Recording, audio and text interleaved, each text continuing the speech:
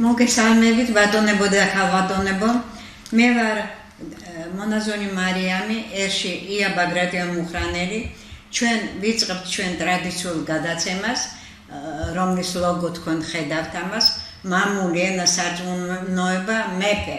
რამე თუ ჩვენ ვართ მონარქისტები, ვფიქრობთ რომ საქართველოს მომავალი არის კონსტიტუციური მონარქია, ეს ნაწინასწარმეტყველია, საქართველოს მოევლინება ღვთივკურთხეული მეფე და მაშინ გავწყენდება საქართველო.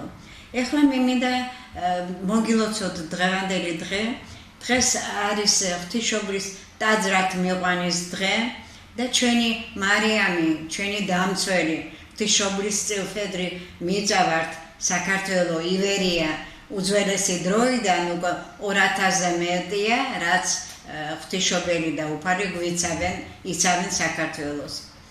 დღეს ჩემი სტუმარია, ჩემი კოლეგა, ძალიან ცნობილი რეჟისორი, ოპერატორი, 9 აპრილის მუზეუმის დამაარსებელი, ეროვნული კაცი, რომელმაც აღმართა დროშა უზენაეს საბჭოს ზემოთ, ბატონ პრეზიდენტის დავალებით, ზვიადგამსახურდიას დავალებით და ეს უნიკალური კადრი ჩვენ ვაჩვენეთ ერთ-ერთ გადაცემაში და ეს სამუდამოდ შევიდა დამოუკიდებელი საქართველოს ისტორიაში.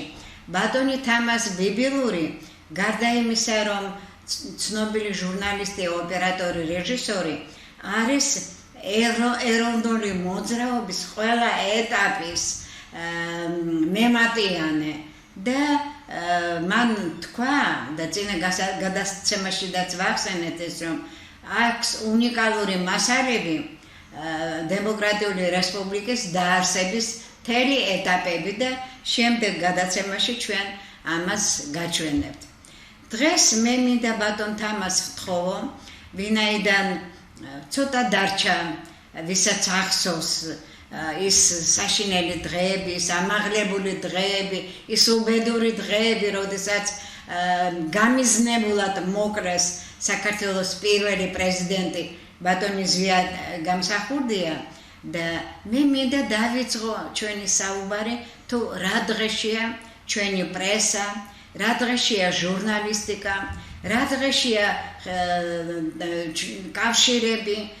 ჩემის აზრით მე ახლა მონაზონი ვარ, ისეთი კავშირები არ მაქვს როგორც წინა და ეხლაც მირეკავენ მაინც ვისაც ვახსოვარ, ზოგი რჩევას უსთხოვს, ზოგი საინტერესო მასალები მოაქვს და აი ბატონ თამაზ ბიბილურს სწორედ ეს მასალები აქვს და მე მინდა, იმიტომ რომ ჩვენ 50 წელი პირადად მე თამაზი უფრო ახალგაზრდა, მე მგონი უფრო ნაკლები ჟურნალისტიკა შევწირეთ და მე მახსოვს, როდესაც მე გავაკეთე პირველი ინტერვიუ, უკვე ხანში შესული კაცი იყო, დიდი დრამატურგი და დიდი ქართველი პოლიკარპე კაკაბაძე, მან მკითხა, შვილო, რა პროფესიის ახარ?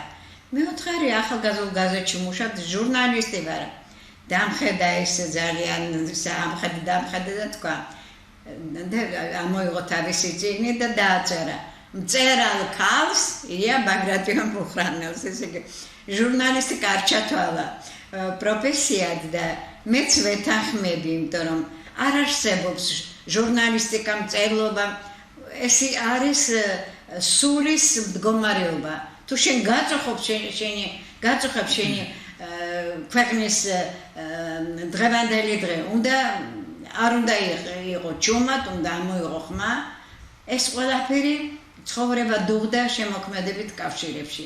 ბატონ თამაზ, რა სიტყოდით პრესაზე და ჟურნალისტიკაზე? თქვენ გახსოვთ ჩვენ ვიღავით სადაც სამშობლო ახლა რა არის უნივერმაგია თუ ვინ ჩაიჯიბა ეს შენობა, როგორ მოხდა რომ გამოასახლეს უამრავი რედაქცია გაზეთი იქიდან და ეხლა სარას მაღაზიებია თუ რა არის იქ ვერ გავიგებ. ისე როგორც ყოფილი რედაქციის საბუდნა გრუზიის რედაქციაში უნივერმაგია. ეს ერის მტრობაა მე მგონი. პასუხს გაგცემთ. ძვირფასო მეგობრებო, მე მუშაობდი კინოსტუდია ქართულ ფილმში.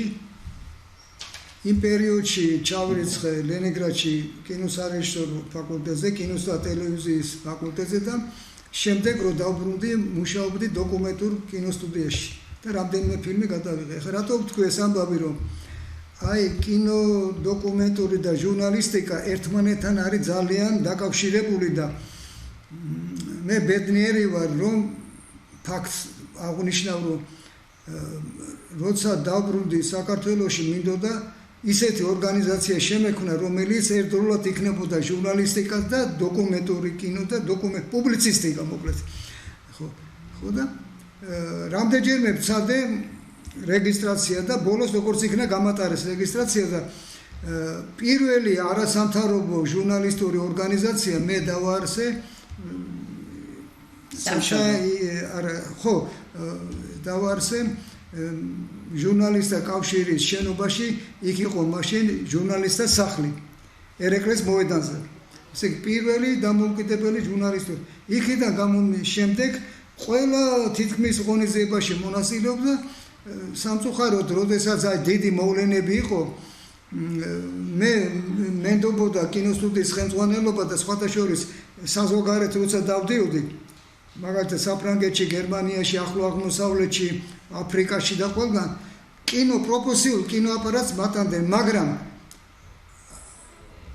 დეკემბერში და აპრილში, როცა ეს დიდი მოვლენები მოხდა, მაშინ დაალოქეს და აღარ მომწეს და გადავწყვიტე, რომ კინოაპარატი თუ არა, მაშინ ფოტოაპარატით მაინც გადავიღებ მეთქი და ყოველთვის დამქონდა და შემდეგ აღმოჩნდა, რომ მთელი მატიანე მაქვს გადაღებული და ზვიად გამსახურდიას ინიციატივა იყო, რომ ამდენი მასალა გაქვს და გავხსნა თუ მუზეუმიო. ხო, ეხლა რაც შეეხება თქვენ შეკითხვას, დაუბრუნდები. ორი ოფისი მქონდა, ერთი იყო რიყეზე და მერაბ კოსტაუს ინიციატივით იქ გავხსენით 99 წელს 9 აპრილის მერე საქართველოს დამოუკიდებლობისათვის ბრძოლის მუზეუმი. ადრე იყო იქ რესტორანი ოდიში მიტოვებული და იქ და ზვიად გამსახურდია რომ მოვიდა ერთი წლის მერე დაახლოებით ბატონმა ზვიად გამსახურდია და მითხრა რომ თამას მოდი 9 აპრილის მუზეუმი გამოვყოთ და მართლაც ირაკლი ანდრეაძეს ელაპარაკა თბილისის ხელმძღვანელობას და მომწეს ოფისისთვის ფართი ლესელიძის ქუჩაზე.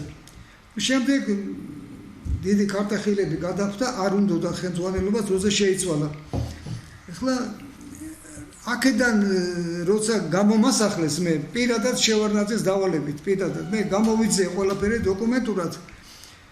ოთახი მქონდა სწორედ მან, თქვენ რო ბრძანეთ, გამომცემლობა საბჭოს შენობაში. ჯერ მანამდე შემიფარეს დევნილება ივერიის შენობაში, სასტუმრო შენობაში და მოვიდა თუ არა სააკაშვილი, ხელად გაყიდა ივერიის შენობა და ეხლა აწერია ივერია ბლუ. რო გაივლი წაიკითხეთ სასტუმრო ივერიას. გამომასახლეს იქიდან და ნაწილი ექსპონატები რაც იყო განადგურეს. შემდეგ თხოვე ვინც იყო იქ ხელმძღვანელი, გამომცემ იქაც მომწეს ოთახი. და უცებ დილით მოვდივართ და ვხედავ ყველაფერი რედაქციების ეს ნივთები, რაც ყველაფერი გარეთ არის გამოყრილი. ხო და პოლიციის ალყა აქვს შემორტყმული და ეს ამდენი რედაქცია და ამ დროს მე მაქვს უნიკალური დოკუმენტები დაფიქსირებული ჩვენ აქციებს ვატარებდით, წერია გამომცემლობა სამშობლო. მეორე დღესვე ჩამოგრიჯეს ის და ნელ-ნელა დაიწყეს შესახლება და იცი იქ რა გაიხსნა კაზინო. კაზინო გახსნეს. ჩვენ გახსოვთ ალბათ აქციებს ვატარებდით, რომ როგორ შეიძლება ჟურნალისტები გამოყარო და იქ გახსნა კაზინო. და ჩვენი ძალისხმევის შედეგად შემდეგ უკვე თითქოს გააუქმეს იქა დროებით. მაგრამ მე ამას გავასაჯაროებ, რომ ეს მოხდა ძალდატანებით და ამის მოთავე იყო ამ ძალადობის სააკაშვილი და ის ეკონომიკის მინისტრი რო ყავდა ღიპიანი კაცი გასუხებული ბენდუკიძეს ხელით აკეთებდა სააკაშვილი ამის გაყიდვას. სააკაშვილი ისე გადავხედა, რომ არა მარტო ეს მასმედიის სახლი, მწერალთა სახლიდან გამოყარა მწერლები. მივედი მე და რას ხედავ, კაცო? დილით ადრე რო გათენდა ყველაფერი გამოუყრიათ გარეთ და შიგნით არ უშვებენ მწერლებს. მთელ ქუჩაზე არის ალღა პოლიციელების მოვიდა მაყვალა როგორია გონაშვილი წიროდა რა ეკრა ძალიან განიცდიდა მაყვალა და მე ხარში დავდექი მე და ამბროსი მეუფი ამბროსი ტყებალაძე კათამაძე 2-3 დღე არ მოშორებიო დღე და ღამე იქ ვიყავით მე ისე მოხდა რომ მესამე დღეს თუ მეოთხე და აღარ მივედი და მაინც და მაინც მაშინ მოხდა შეჭრა მთლიანად და გადაკეთეს და როცა მივედი აბსოლუტურად გამოყრილი იყო ყველაფერი ამ წერლების და გაღიმებული ეს პოლიციელები რო იყურებიან ამათი ფანჯრებიდან ეგ კადრე უნდა ნახოს საქართველოს აი სააკაშვილის პოლიცია ბაჩვენებ ბატონებო შეგახსენებთ რომ ეს მწერალთა სახლი იყო დიდი მეცენატის და დიდი პატრიოტის სარაჯიშვილის კუთვნილება და მწერლებს გადასცა და არა სააკაშვილს და ბენდოკიძეს და ეს არის უდიდესი უსამართლობა საერთოდ ყველა კავშირი რომ დაშალეს და გამოაგდეს მე ამას გულის ტკივილით გეუბნებით და თქვენ თუ გაქვთ ფაქტები აი ამ უსამართლოების შედეგად რაც მოხდა მოგვაწოდეთ და გავაშუქებთ ამას ყველაფერს კაზინოებზე ერთი სიტყვით მინდა შემოვიჭერები კაზინოებზე ამ პატარა ქვეყანაში ჩვენ დედაქალაქში უამრავი კაზინოა უმდიდრესმა ამერიკამ ლას-ვეგასი ააშენა რომ ახალგაზრდობა ნიუ-იორკში და სხვაგან არ გახრწნილიყო ჩვენთან ყოველ ნაბიჯზე კაზინოა აი რას ფიქრობს ჩვენი მთავრობა ვითომ ტრაბახობენ რომ ყველა პუნქტში გაუსწარით ევროპას ამას იმას რაში გაუსწარით ქართველების განდევნაში და აი ასეთ გადაგვარებაში მე ამას ერთი გადაცემა უნდა მიუძღვნო არა კაზინოებს არა ქართველი ხალხის ძარცვას და მოტყუებას ეს მცირე დეტალი კაზინოებზე სხვათა შორის მაშინ ქალბატონი იას გეძახდით ქალბატონი იას ინიციატივით ჩვენ რამდენიმე აქცია ჩავატარეთ და იმ დოკუმენტებსაც მოვიტანთ და სამწუხარო რა არის იცით რომ არავინ არ განიცდიდა, არავინ არ ატარებდა აქციებს, ამ პარტიებია, არასამთავრობო ორგანო, რატომ ჩვენ მაინც და მაინც გარდა მაგისა, რომ გამოგვასახლეს გამომცემლო საბჭოთა იქიდან გამომცემლობა სამშობლო შენობიდან ჩვენ დღე და ღამე მანდვიდექით, იმ კადრებსაც მოვიტან. შემდეგ გადავინაცვლეთ ეკონომიკის სამინისტროში, მაშინ ჟვანია იყო მინისტრი. დაგვემალა ჟვანია და მოადგილე მიგიღო ვინმე სისაურმა და დაგვიწყო ვაჭრობა ისიც რა ჩვენი იყოს 70% და ჟურნალისტები 30 მე ვთხარი პირიქით უნდა იყოს 70% ჩვენო გავარემონტებთო ისევ და მე საერთოდ გადაგვიკეთეთ და შენობაში არ გვიშვებდნენ და ეს ყველაფერი სააკაშვილმა გააკეთა ამ ჟვანიას ხელით რომელიც მე ელჩად გააგზავნეს ისრაელში თუ არ ვცდები ხო და ამით რა მინდა ვთქვა საზოგადოებამ უნდა იცოდეს რომ სააკაშვილი არის მემკვიდრე შევარდნაძის მემკვიდრე დამნაშავე იცის აგრეთვე სააკაშვილზე რა მინდა ვთქვა ეხლა ამ ბოლო დროს ლაპარაკობენ თითქოს ქიმიური და რაღაც იარაღს ხმარობენ ამ დემონსტრანტების წინააღმდეგ მე უშუალო მოწმე ვარ და მოწამლული ამ ქიმიური იარაღით ეს იყო 2007 წლის თუ არ ვცდები 7 ნოემბერს როდესაც სააკაშვილის ბრძანებით მაშინდელი ეგრეთ წოდებული ოპოზიცია იქ გრეჩიხას ეძახდნენ საყვარელიძე თუ რაგვარი გაჩეჩილაძე და სხვები რომ ყელყელაობდნენ ესენი ხო და მე მეგონა რომ ესენიც ეროვნული ხალხია და მივედი იქა და მოვყევი ამ იმაში ვახანალიაში ესე იგი რა მოხდა რუსთაველზე საბედნიეროდ გადაღებულებმა აპარატი მქონდა მაშინაც ჩვენ ეს დაახლოებით 500 ადამიანი ვიქნებოდით ძირითადად ეს ეგრეთ წოდებული ოპოზიცია და მოვლოდნელად ჩაფხუტებით გამოჩნდნენ და ხელკეტებით და სასტიკად დაგვარბიეს და იცით როგორი კადრი მაგ გადაღებული თელ რუსთაველზე კვამლია და რაღაცა სიცხეა დაღვრილი და ნელ-ნელა უკარო გადმოვიწიე მე აქეთ აი თეატრი რუსთაველისკენ აქეთ უკან დავიწიეთ არა ამ დროს უკვე რაღაც ბარბაცებდი და უკვე სასტრაფო მანქანები შემოვიდა. და ერთ-ერთმა და მოასწარი სხვათა შორის ოპერის თეატრის გადაღება. ოპერის თეატრში რეკლამა რაღაცა და ამ დროს მთელ რუსთაველზე გადაღებული კადრი კვამლია, მომწამლავი და ხარხი გარბის ეგეთ. ვინ გააკეთა ეს? გააკეთა სააკაშვილმა. გამიგეთ?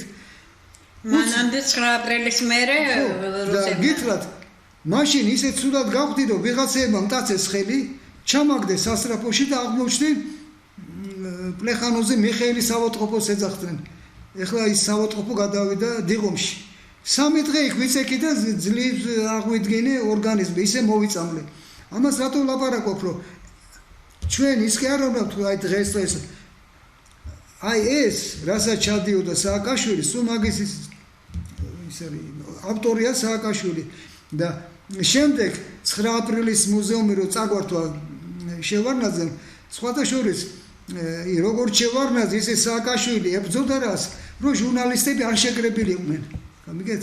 ეშინოდა და ის ადგილი საერთოდ სულ ყველაფერი ჩემი ოფისი ხო გაანადგურეს ჟურნალისტთა კავშირით და ჟურნალისტთა სახლიც გაიყიდა და მე გაიყიდა როგორ თუ საჭიროა მე მაგასაც ვიტყვი. ძალიან თქვენ უნდა გეტყვით რაღაც. ბატონ თამას, თქვენ და მე მოწმენი ვართ ამ მოვლენების და მავანს ეს არ აწყობთ, სიმართლე არ აწყობთ. მე შემიძლია გითხრათ, რომ ყველას ვიცნობთ, ეხლა განკითხვის ამას არ ვამბობ, მაგრამ არ უნდა დამალონ ფაქტები, სულ მალავენ, სულ ატყუებენ ახალგაზრდობას, სულ აი ახლა სააკაშვილის პორტრეტებით რომ გამოდიან, ამ ბავშვებს, ახალგაზრდებს, მათ მშობლებს არ ესმით როგორ არ ახსოვთ როგორ აწამებდნენ ქართველ მამაკაცებს, რა გადავიტანეთ, როდესაც ეს ეგრეთ წოდებული ვარდების რევოლუცია რომ გამოაცხადეს სააკაშვილი დემოკრატიის ბურჯად, თქვენ რა არ გახსოვთ რა დღეში იყო საქართველო? მე კარგად მახსოვს. ესე იგი ჩვენი შვილები ამისათვის არ დაღუპულან, თქვენი შვილები გაიხსენეთ.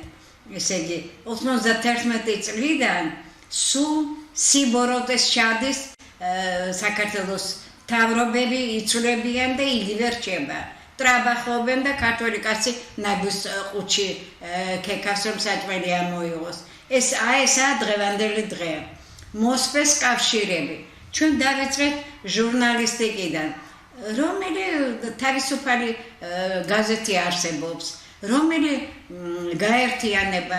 მე მაგალითად ყველა რაღაცა ვიღაცის დავალებას ასრულებს. ობიექტური ეროვნული ჟურნალისტიკა არც ფულს იღებს წერილებში, არც BBC-ში აგზავნის, იმიტომ რომ ჩვენ და თქვენ ჟურნალისტებო ვინც ხართ, უნდა გააშუქოთ მოვლენები ობიექტურად, ქართველი ერის ინტერესების დაცვით. ბატონ თამას, კონკრეტულად ვისაუბროთ რა სიტუაცია ახლა ქართულ პრესაში. მე დავარსე 2 გაზეთი, ერთი სხივი და მეორე სამშობლო.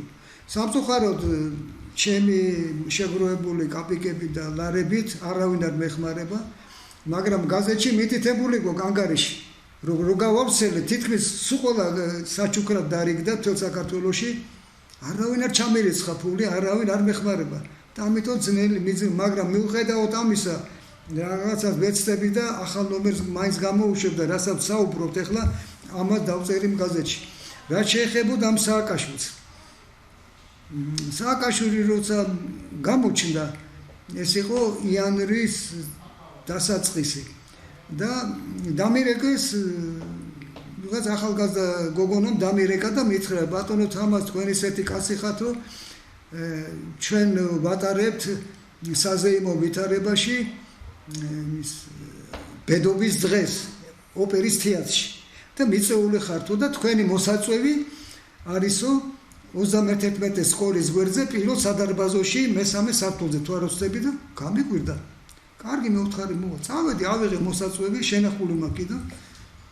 მივედი ამ ბედობის დღეს ოპერის თეატრში. წარმოგიდგენთ ოპერის თეატრი უკვე ამათი არის. ხედავ დადგმული არის ესეთი ისა სპეციალური აპარატი ხელსაწყო, რომელიც აღნიშნავს თუ ვინმეს იარაღი აქვს, ან კინა ან რაღაცა არ შეუშვებენ. ესე რაშია საქმე ვქი, რომ ამ დროს ხედავ იქ ჯერ რუსთაველის მხრიდან ვარ ოპერის წინ მოვიდა დიდი ჯიპი და დაცვით გადმოვიდა სააკაშვილი და შემოუარა იქ სამსახურებრივ იქიდან შევიდა. მაქვს დაახლოებით მეხუთე თუ მეშვიდე რიგში პარტერში. დაიწყო ღონისძიება. გამოვიდა ახალგაზრდა გოგო, აქეთ ახალგაზრდა მამაკაცი და მოგვილოცა ახალი წელი და ეს დღე და უცებ აცხადებენ. თხოვთ სცენაზე ამოვიდეს გოგი ოჩიაური. სცენაზე ამოვიდეს სევდია უგრეხელიძე. და ეს გამსახურდიასთან მის იყო დაახლოებით 4-5 პიროვნება. ხოლა აღარ მახსოვს ზუსტად. ხო და ეთყობა უნდათ რომ მეც უნდა ავსულიყავი იქ მაგრამ დაიწყეს ამ საუბარი აბა და პატარა მოკლე სიტყვებს აძლევდნენ და უცებ კაცი ერთი მამაკაცი ვინც იყო დაიწყო ლაპარაკი რომ ზვიად გამსახურდიასო ბევრი დანაშაული ქონდაო და ერთი დედა არაგინა თორე და თელ დარბაზში წარმოგიდგენიათ მე ვერ მოვითმინე წამოვხდი რას ლაპარაკობ მეთქი აბა ჩამოთვალე რა დანაშაული აქვს მეთქი ზვიად გამსახურდიას და ხო ვერაფერი ვერა თქვა ესე ზოგადად ესე წარმოგიდგენიათ და ამ დროს კულისებიდან შემოდის სააკაშვილი და ჯდება ამათთან კულისებიდან ესე იგი ამათ რა უნდათ რომ აი როგორი დამრაშავე იყო გამსახურდია და აი მოდის ამომავალი ვარსკვლავი სააკაშვილი ამ ბედობის დღეს ერეს მხსნელი გიგეთ ხო ესე და მართლაც ეს ქალბატონები და ბატონი ესე მოხდნენ მე იმის სიით იმათ პარლამენტში ხო და აი ესეთ აფიორას ქონდა ადგილი ეს ყველაფერი უნდა იცოდეს ხალხმა გარდა მაგისა უნდა იცოდეს ხალხმა რასაც მე შევავისწარი იმას ვლაპარაკობ იმ დღეს როდესაც სააკაშვილი შევიდა პარლამენტში მერხებზე რომ დარბოდნენ ეხლა რა მოხდა მე იქ ვიყავი მე ვტრიალებდი გარეთ მთელი ჯარი უშიშროება შემოღობილი აქვს შენობა და ვარ მოსავლეთა სასახლესა უპროსტორე პატარა ბაღი რო არის იქა მეტროს სადგურის გვერდზე მოსავლეთა სასახლის გვერდზე კიბეები რო არის ასასვლელი კანცელარიისკენ იქ კუთხეში და აქეთ ვერავინ ვერ ჩიტი ვერ გადაფრინდება დაცვა არის სპეციალური სული ავტომატებით არიან მოსული უცებ ხედავ მოდის სააკაშვილი მამალივით გვერდზე მოყობა თავისი დაცვა ეხლა ვიფიქრე ვაიმე ეს რაღაცა ატყდება აქ ან სროლა იქნება ჭუბი საით გავიქცე ქვემოთ კოლბეურობის მოვიდა თუ დაწმინდაზე რომ მომიახლოვდა სააკაშვილი ესე აქეთ არიან ეს გენერლები და მაღალი ჩინოსნები სააკაშვილი ეუბნება გამატარეთ და ესენი ხმადაბლე ეუბნებიან მოგვაწექი და გაგატარებთ მართლა სააკაშვილი მიაწვა და თავისუფლად გაატარეს გაიგეთ როგორი თამაში იყო მოგვაწექი და გაგატარებთო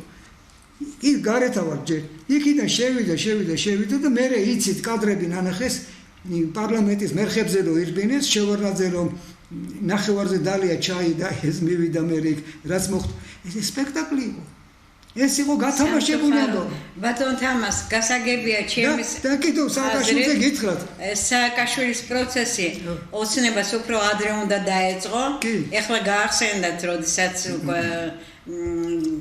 შეუძლებელი იყო გაჩუმება და სააკაშვილის სურათებით რომ დადიანი თუ შეიძლება შედარებას გავაკეთებ რომ აი ეს რაც ხდება ეხლა რუსთაველზე ეს შემთხვევით არ ხდება ახალი სააკაშვილები არიან ამათ უკან საზოგადოების აფინანსები და ორგანიზები ეხლა გითხრათ რა გააკეთა სააკაშვილმა ფული რო გადაუხადა სამეგრელოდან წამოვიდა არ წამეჯეხიდა თვალზე ავტობუსით რომ მოდიოდა შემოვიდა ეს გადაღებულია რომ აი საქართველოს როგორ ხდება ერთი თუ ორი დღე იყო როგორც პრეზიდენტი შენობაში და პირველი ვიზიტით ეგ წავიდა დავოსში დავოსი არის ზამთრის ყველაზე დიდი ცნობილი კურორტი შვეიცარიაში რატომ წავიდა იცი თურმე სოროსმა დაურეკა უпростоრ თითი დაუქნია და დოკუმენტური კადრები არსებობს სააკაშვილი ეახლა სოროს დავოსში ჩაატარა სოროსმა პრესკონფერენცია და ხელი დაადო მე ჩავატარე ვარდების რევოლუცია საქართველოსიო ეს ჩემი კაციაო პირდაპირ ამა თავი დაუქნია აი ესეთი ვარიანტი მზადდება დაახლოებით დღეს საქართველოში. ეს უნდა ვიცოდეთ, რომ შემთხვევით არ მოვიდა. ეს იყო მარიონეტი ამათი სააკაშვილი. გასაგებია ბატონ თამას. ჩვენ ესე იგი ბევრი რამ გვაქვს ნანახი თქვენს და მეც და არა გვაქვს უფლება დავმალოთ ჭეშმარიტება. ყველაფერი ეს სააკაშვილის ტრადიციები ბჭყალებში და სოროსელების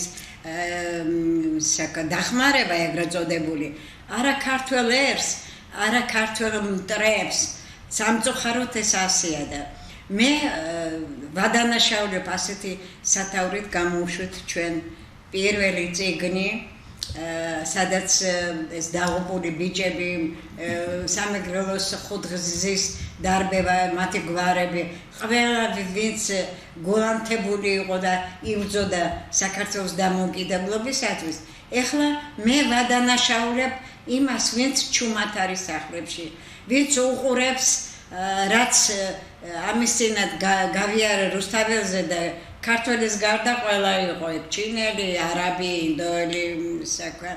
არა გვაქვს ამის უფლება, არა გვაქვს გაჩუმების უფლება.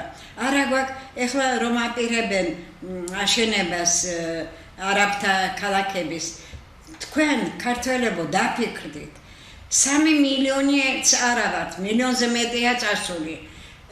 ერთ ტურისტს ჭირდება ეს გამოთვლილია 5 მომსახურე პერსონალი. ესე იგი ტურისტების მომლელებად და მოუშვებად უნდა გავხდეთ, ჩვენი გოგოები უნდა არაბებს მოემსახურონ და საროსკიპოები გასწნონ, კაზინოები ხომ გვაქვს გამოტენილია თბილისი და ბათუმი ამ კაზინოები. რას ფიქრობთ ქართველებო? და ნუ თუ თქვენი შვილების და შვილიშვილების და ამ მიწის მადლი არ იცით, ასე ჩუმად უნდა იყოთ? მე მაგალითად აღშფოთებული ვარ. რას ფიქრობთ თქვენ აი ამ არაბების მე ვარ წინააღმდეგი და ერთ მაგალითს მოვიყვანე. მე ცხოვრობდი პარიზში, გერმანიაში და ბევრ კაპიტალისტურ ქვეყანაში ჩემი ჟურნალისტური საქმიანობით და რა მინდა მოსახლეობას უთხრა.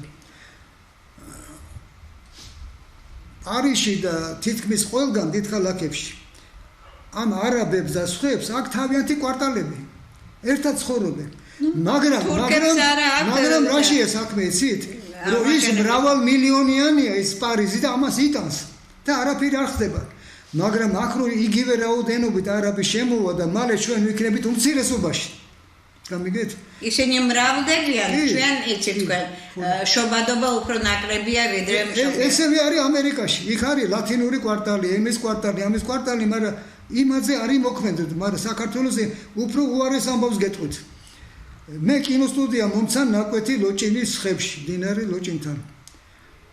და ზუსტად იმ ადგილზე ავიღე ნაკვეთი, საცა იბრძოდა გიორგი სააკაძე და საცა წაართვა ის ფირმანი შახის გამოგზავნილი და ეწერა აქა და სხვა დროს მოგიყვებით ყველა იმ შესახებ და ამ ბოლო დროს იქ გამოჩნდნენ უცხოელები და ერთ-ერთი ნაკვეთი გაიყიდა და ერთი პიროვნება ხა ჯერ არ მინდა დავასახელო მე ორგანოებს ვეთქვი და შეისწავლონ ის კაცი გაჭირებაში ვარ ეს კაციო სოფლს თხოვლობდა მაგრამ ამ ბოლო დროს დაიწყო მაკლერობა და ის ადგილი სადაც ქართველებმა სისხლი დაღვარეს მარტყოფის ველი იყიდება წარმოგიდგენიათ რომ მარტყოფის ველზე უკვე გამრავლდებიან ეგენი და მალე იქ მინარეთებს აშენებენ და თავიანთ სალოცავებს.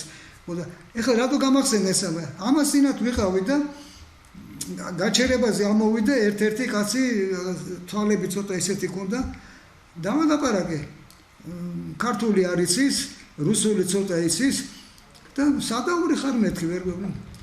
ხო და თურქი ხარ მეთქი? არა, აბა, თურქმენ. წარმოგიდგენიათ, ეხლა თურქმენები სახდებიან მან და ამ დროს ეხლა ვინც ისტორია კარგად იცის შევახსენებ და მასაც და სხვებსაც რომ შახაბას 100,000 თურქმანი ყავდა გათვალისწინებული, მან უნდა დაესახლებინა და ერთი კახელი არ იქნებოდა და ერთი ქართველი.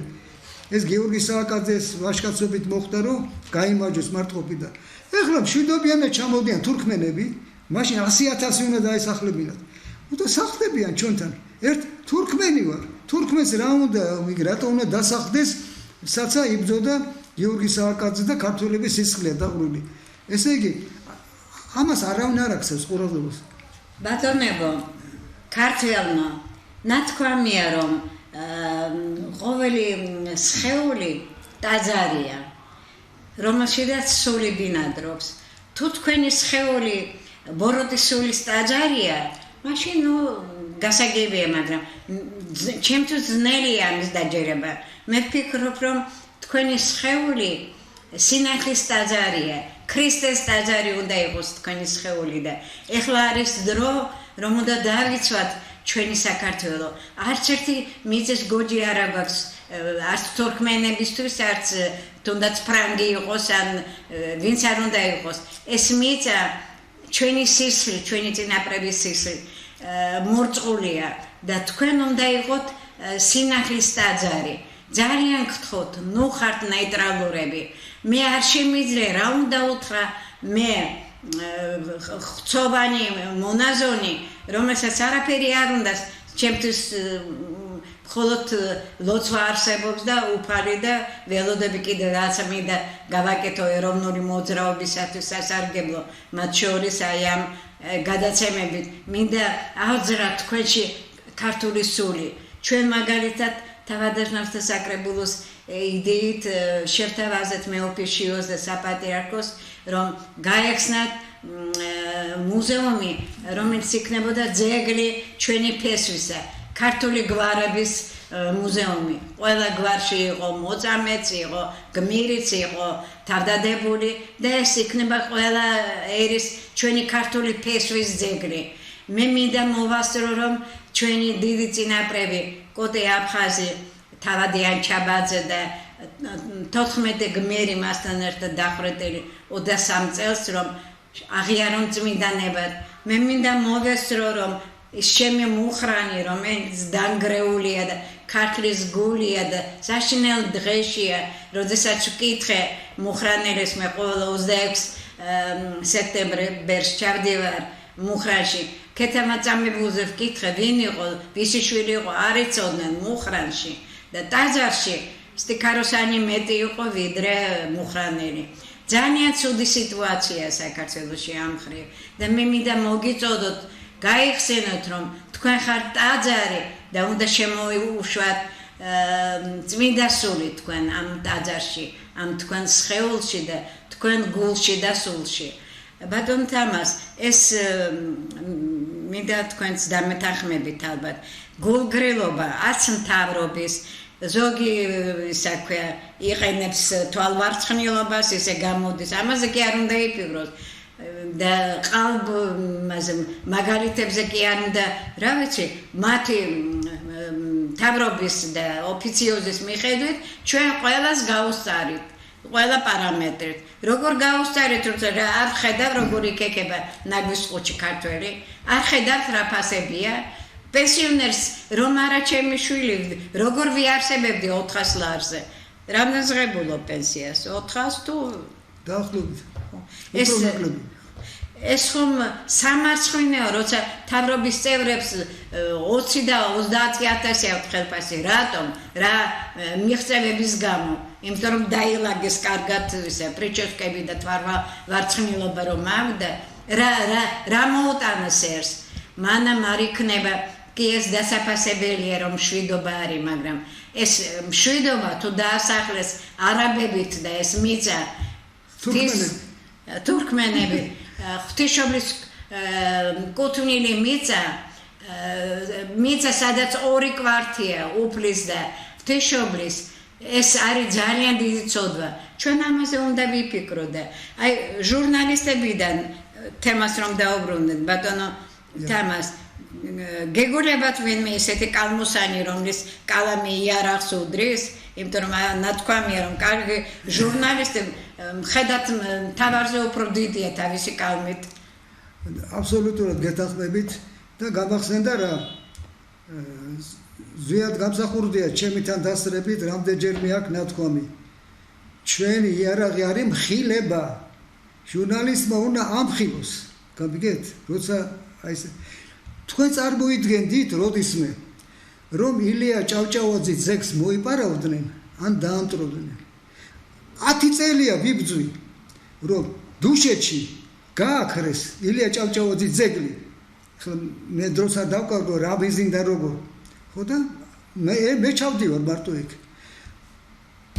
ყოველწლიურად მე ჩავდივარ ნაზი შამანაურის საფლავს მეული იქა ეხლა ზოგიერთს გაახსენდა ნაზი შამანაური იცით რატო იყო ეგეთი ძლიერი საცა ის ცხოვრობდა იქიდან რომ გაივლიდა ერთი 50 მეტრს იყო სასამართლო შენობა საცა მუშაობდა ილია ჭავჭავაძე დაახლოებით 9 წელიწადი მარჯვნივ ხოლო მარცხნივ გვერდზე იქ ცხოვრობდა ილია ჭავჭავაძე ფაქტიურად ის ნაზი შამანაური ილიას ნაკვალებზე გაიზარდა და როდესაც ჩავდივარ იქ დუშეთში ან სხვაგან და ვეუბნები ეგ რა მოხდაო ისა აგერ ის მოიპარესო ილიას ძეგლიო დღეს აი ვერ წარმომედგინა მე მაგრამ მეორე დღესვე ჩავედი ნახე და დღესაც ეგრეა ის ადგილი ცალკე დაუბრუნდებით ეხლა რა მითქვა აი კალმოსნებს უიცნობთ ვინც იბრძვის ამ ნეგატიური მოვლენების ვინმეს დაასახელებდით ჟურნალისტიკაზე გვაქვს საუბარი როგორ გითხრათ იცით დღესდღეობით ფიქრობენ უფრო იმას რომ რედაქტორს რა მოეწონება და ხელისუფლებაში რომ ვაითო ან დახურონ გაზეთი ან რაღაცა და უფრო ის ნელთბილ სტატიებს ბატონ თამას მე გულახდილად უნდა გითხრა რომ ჩვენი გადაცემისათვის მე რამდენიმე ჟურნალისტს დაურეკე და ყველა მამარიდა ეს არის სამარცხვინო ამბავი ესე იგი როდესაც ჟურნალისტი არის როგორც მოგახსენეთ როგორც ბატონმა პოლიკარპე კაკაბაძემ თქვა მწერალია და თუ მწერალს არ აწუხებს თავისი სამშობლოს ბედი ეს რა მწერალია არა რედაქტორის ნება არა არხის მფლობელების ნება უნდა იყოს მთავარი არამედ ჭეშმარიტების დაცვა სამწუხაროდ ამას სავალალო მდგომარეობა მე არ ვიცი რა ხდება რეგიონულ პრესაში ერთი ფაქტი გამახსენდა 9 აპრილის მუზეუმი 25 წელია არის დევნილობაში ღამე განადგურეს გაიტანეს ყველაფერი და 25 წელი არ მიშვებენ იმ ოფისში რომელიც კიდევ 5 წელი ჩემი უნდა ყოფილიყო მაგრამ იცი ვინ შეისყიდა შევარნაძეს მძღოლის გოგომა უკანა რიცხვით სიმბოლური თანხა გადაიხადა და მე მითხრეს რომ ჩვენ გამოაცხადეთ გაზეთში და იქ უნდა გაგეგო რომ გავიტანეთო გასაყიდათო 25 წელია მათყუებენ და მაძლევენ მისამართებს რომელიც არის დაკავებული და ხელი ჩავიქნე და ბოლოს იცი რა მითხრეს ეკონომიკის სამინისტროში ჯერ მეუბნეოდნენ სანაცვლოდ ფარს გაძლევს პირველად მითხრეს რომ ჩვენ ორჯერ დიდ ფარს გაძლევთ აი თავისუფლების მოვიდანზე კარგი ადგილია და მეორე სართულზე ავედი ნახე ეს პარტიიდან ნოდარ ნათაძე არ დახვდა იქა მე უნდა მეჭუბა ნოდარ ნათაძესთვის არ კანონიერად არ ნოდარ ნათაძე მეუბნება ხო და 25 წელია მათყუებენ ხვალე ზეგ და ბოლოს რა მითხეს იცით ეკონომიკის სამინისტრო თანამშრომლობა ბატონო თამაზო რიგში დადეკითო და გასაყიდათ რომ გამოვიტანენ ფარცო შეიძინეთ ისო აი რეებს მაკადრები საცა იყო 9 აპრილის მუზეუმი და ის ოფისი რომელიც იყო ეროვნული და კიდევ ერთი ფაქტი გამახსენდა ყოველწლიურად რამდენიმე ღონისძიებას ვატარებთ განსაკუთრებით 9 აპრილის ღამე და 9 აპრილის დილით როგორც წესი მოდიან ხელმძღვანელები პირველად რო ჩამოვიდა შევარნაძე ახლოს არ გუშვებდნენ მეორე წელსაც ეგა და თბილისის მერი რო იყო გამახსენდება ლითანიშვილი დიახ ლითანიშვილი დაყובოდა უკან ხელკას გაგვიკეთებდნენ უშიშრობთან გადაგვიყვანდნენ პირველ სკოლასთან რო წავიდოდა შევარნაძე ეხლა წადით იქ არ გუშვებდნენ ახლოს მერე შევარნაძე მოიგონა რა პატრიარქი რომ მოდიოდა იმას დაუდგებოდა გვერდზე და ბოლოს რითი დამთავრდა შევარნაძეს მან სიარული მე ყოველწლიურად იქა ვარ წარმოგიდგენიათ რომ ასაკოვანი ქალი იდგა გვერდით, როგორც კი შევარდნაძე მიბრუნდა და შევარდნაძეს მოტანილ გვირგვინს, სადაც მისი გვარი ეწერა, ცეცხლი წაუკიდა და დაწვა. იმის შემდეგ ის ხალი აღარ აჩანს, მაგრამ მე სულ აკვირდები რომ მოვა თუ არა 9 აპრილს, მაგრამ რას აკეთებდნენ იცი? შევარდნაძე რომ დადებდა გვირგვინს, მიტრიალდებოდა თუ არა, სტაცებდნენ ხელამ გვირგვინს უკან მიკუნდათ. რა არავის დაეცვა. ბატონ თამას, მე თქვენ უფრო მეც დადიხართ ვიდრე მე ალბათ და აი მაინტერესებს რეგიონებში ასეთი სრული სიჩუმეა თუ არიან ჟურნალისტები გაბედული და მამაცები? სამწუხაროდ აი ილიას ძეგლის მოპარვის შემდეგ ვინმემ დაწერა რამე? არა. მე არ გამიგია და პირიქით მე როცა ჩავედი მაგალითად იმ წლებში 2-ჯერ თუ 3-ჯერ პოლიციის უფროსთან შევედი. თელმა დუშეთმა იცის ვინ არის და მეც ვიცი, მაგრამ მე ვერ უმტკიცებ პოლიციის საქმეა. პოლიციას ვეკითხები უფროს კაბინეტში. რა გამოიძიეთ მე გამოძიება მიმდინარეობსო. მითხარით აბა მასალები რა და დამეტაგნე კინაღამ დამაპატიმრეს მე თანამშრომლები. ნუ ბატონებო და ქალბატონებო, ეს შემთხვევითი როდია. ესე იგი, მთავრობას, ყველა მთავრობას აწყობს არ აწყობს კრიტიკა, სამართლიანი კრიტიკა. მაგრამ საქმე იმაშია, რომ გამოათაყვანეს მთელი ერი, გამოშიგნეს ჩვენი იდეური მრწამსი. ეს გითხარით, ადამიანი ტაძარი კი არ არის, არის ჩარჩო რაღაცა, რომელშიც ჩამბერავენ, მისცემენ პურის ყიდვის ფულს, საშუალებას და არის ბრბო. საერთოდ მე დემოსი არის ბრბო ბერძნულად. დემოკრატიის მე არ მჯერა. ესე იგი დემოკრატია არის ბრბოს მთავრობა. არ უნდა იყოს ბრბოს მთავრობა წესიერ ქვეყანაში. ჩვენ ვართ მონარქისტები, ჩვენ ვფიქრობთ, რომ მოევლინება საქართველოს ღვთივკურთხეული მეფე და ის დაალაგებს ალბათ ყველაფერს ისე ღვთისნიერად, როგორც ეკადრება ქართულ ერს, ქართულ ფერს და ჩვენ უძველეს სამშობლოს. ჩვენ არ გვჭირდება არც ევროპა, არც ამერიკა არავინ.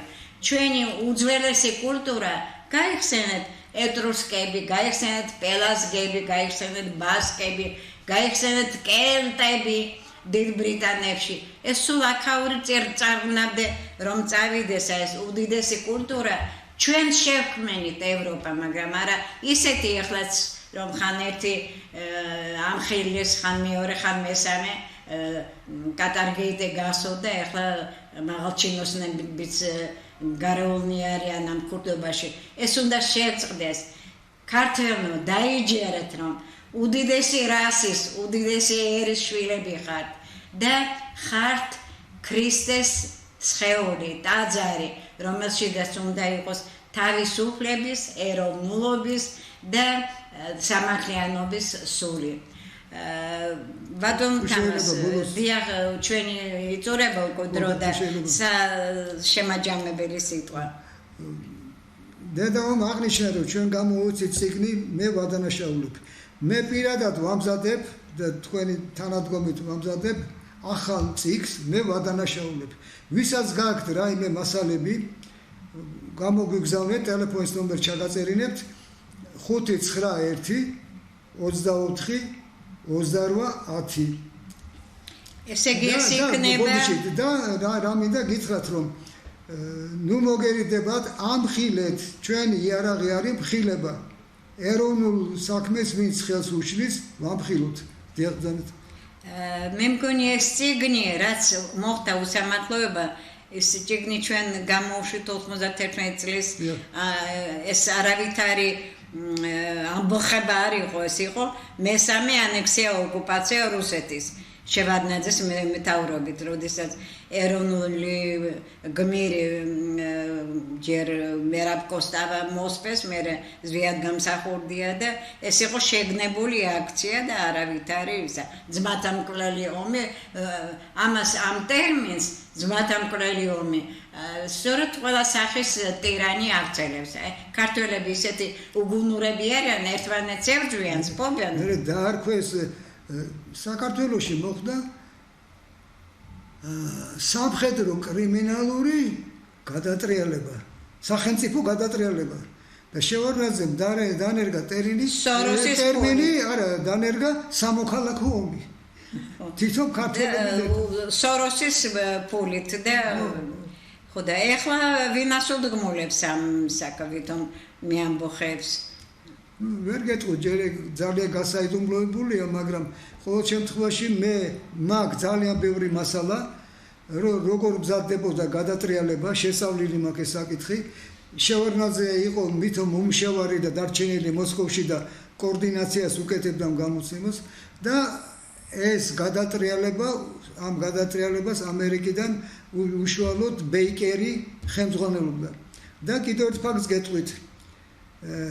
თებერვლის ერთ დღეს დააკვირდით მოსკოვში იბარებს ჩავიდეს იმ დღეს თენგი სიგუა შევარდნაძე ჩადის ზუსტად იმ დღეს ჩადის ბეიკერი თენგი სიგუა აკეთებს ანგარიშს ამ გადატრიალებისა ბეიკერი მეორე დღეს მიფრინავს მოსკოვიდან ჩამოდის სიგუა და უკვე ბეიკერი ჩამოვიდა მე მახსოვს შენ ალბათ არ იყავი ეს მე მოხდა მაშინ იმას გეუბნები მე ჩამოვიდა მეტროსთან რომ იყო კი ეგ მე ჩამოვიდა მაგრამ მე გეტყვით რა მოყვა მაგის თებერვალია 92 წლის გამოატანა დავალებები ახალი მათ შორის ყველაფერი ეროვნული უნდა გაინადგურებინათ მათ შორის გამოატანა სია შევარდნაძემ ვინ უნდა დახვედრა აეროპორტში ტრაპზე და თქვენ წარმოვიდგენიათ რომ მხოლოდ ერთმა კაცმა თქვა უარი ეს არის შოთა ნიშნიანიძე ეს კაცი ყოფილა უმაღლესი დონის ვაჟკაცი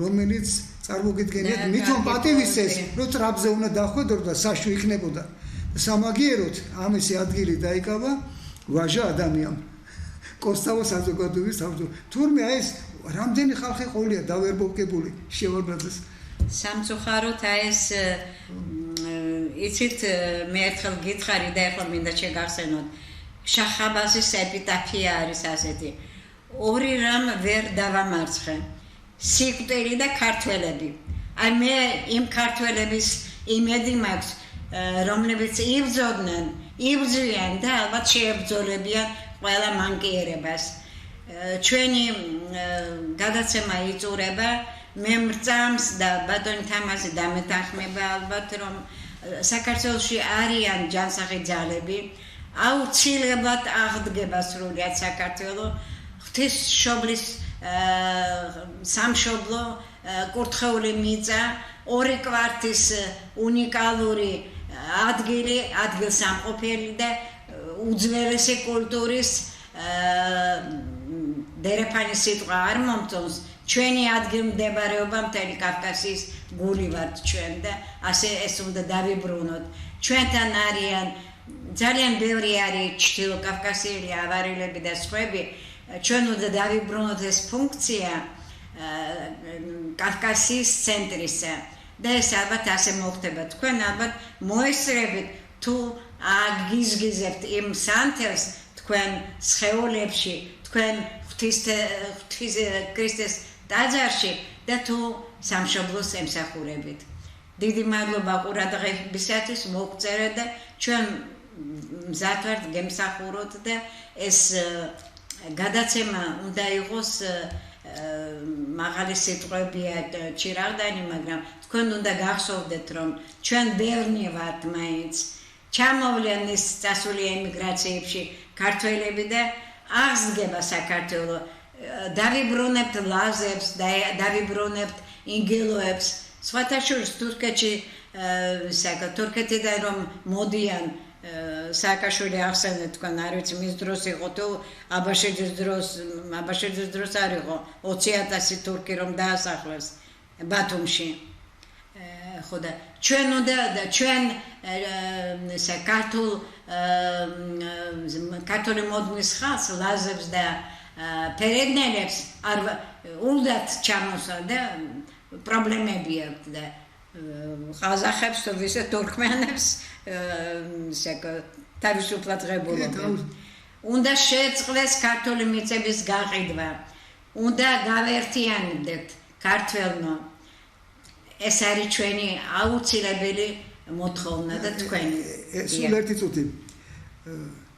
ძირფასო მეგობრებო, მე მიმართავ ჟურნალისტებს და იმ იურისტებს, რომელიც არიან ეროვნული ორიენტაციას, დაგვიკავშირდნენ, რომ ჩვენ მივცემთ უამრავ ფაქტებს, ჩვენ გვინდა უბრალოდ სამართლებრივ იურიდიულად ჩამოყალიბება ამ საკითხების და ერთად ვებრძოლოთ ამას. იმიტომ რომ ფაქტები კი გვაქვს, მაგრამ გამოცდილება არ გვაქვს ეს იურიდიული. ამიტომ ერთად გავერთიანდეთ ეროვნული ორიენტაციას, ჩემი გაზეთი და სხვა რაც იქნება თქვენ სამსახურშია და ჩვენ მივახციოთ იმას, რომ საქართველო გახდეს ეროვნული ქვეყანა, ეროვნული ქართული ქვეყანა. დიდი მადლობა ყურადღებისათვის და შემდეგ გადაცემებში გავშვით ჩვენ თემებს.